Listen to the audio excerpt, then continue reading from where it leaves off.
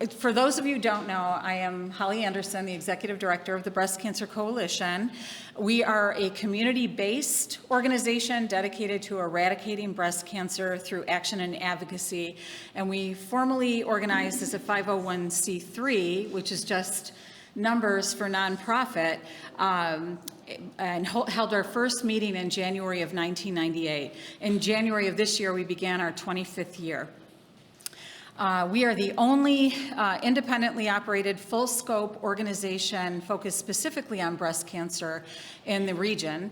And we invited gynecologic cancer survivors to join in unofficially in 2014 and officially in 2016. And we did that by incorporating gynecologic cancer into our mission. And our mission is boldly and prominently displayed on our wall out in the lobby. A few years ago, we're approached by the Breast Cancer Network of Western New York. They are based in Buffalo. They wanted to start a similar research initiative. They were also concerned about how much money was raised for breast cancer research. When you put a pink ribbon on just about anything, you believe that you're doing good and supporting research. We just don't know what good. We don't know where the funds that are raised go. We don't know who gets them. It's very difficult to follow. But we sat with the Breast Cancer Network of Western New York and shared our playbook, really.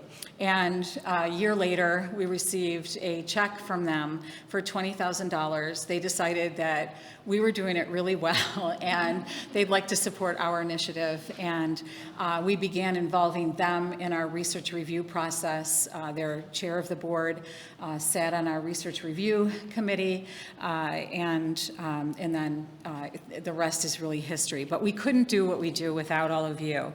Breast cancer is a serious problem in New York State with nearly 17,000 new cases and over 2,500 deaths reported each year. And except for skin cancer, breast cancer is the most common cancer in women in the United States. And breast cancer remains the second leading cause of death among women overall and the leading cause of cancer death among Hispanic women. Black women have a higher rate of death from breast cancer than white women, and at this time, 1 in 8 women can expect to be diagnosed with breast cancer during their lifetime. And we can't ignore the men. We do have men who participate here at the Breast Cancer Coalition. I'm still surprised that people are surprised that men can get breast cancer too. So help us spread the word. Breast Cancer Coalition here has a 4-pronged approach to the rising number of breast cancer incidents in our region, and we are seeing more and more younger women, so that's a concern of ours. Our pillars since 1998 are advocacy, education, research, and support. Research, this is what we're here today to celebrate, really, and Sylvia will be getting into that. But the bottom line is we believe that funds that get raised in our region for breast cancer research should stay right here in our region. And we believe that the voice of breast cancer survivors and other advocates should be heard when making decisions about where those research dollars are spent. As of today, we will have awarded $1,100,000, representing 28 projects, including the ones you're going to hear about today. Our breast cancer research program has represented a unique collaboration that includes breast cancer survivors. Many of you are here in this room. Brings them together with scientists and clinicians from the University of Rochester, Roswell Park Cancer Institute, Cornell University, and Upstate Medical in Syracuse. While we appreciate the efforts of each one of our research review panel members, and that happened in March, April, May? April.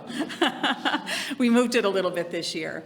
It is really, we're especially grateful to the breast cancer survivors who really put themselves out there and stretch to try to understand the variety of proposals that we receive.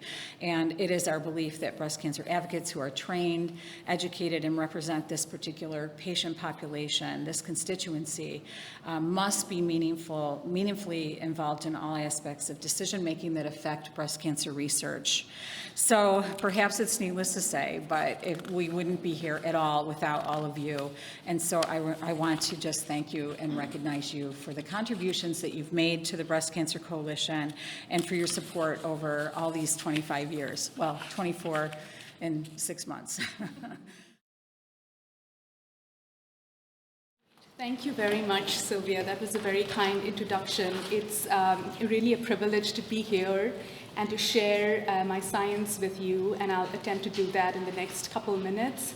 I am assistant professor in the Department of Biomedical Sciences at Cornell, and my lab really looks at the interaction between different types of cancer cells and how they impact the ability of the immune system to eradicate these cancer cells. Thank you. My name is, as she said, my name is Nicole Sempertighi. I'm a fourth-year PhD student in biomedical engineering at Cornell University. And today I'm just going to give you a brief overview of my project and some of the background for it. Thank you so much for the kind introduction. I'm really excited to be able to talk to you guys today about my project, which, like Sylvia said, focuses on the epigenetic regulation of triple-negative breast cancer invasion and metastasis.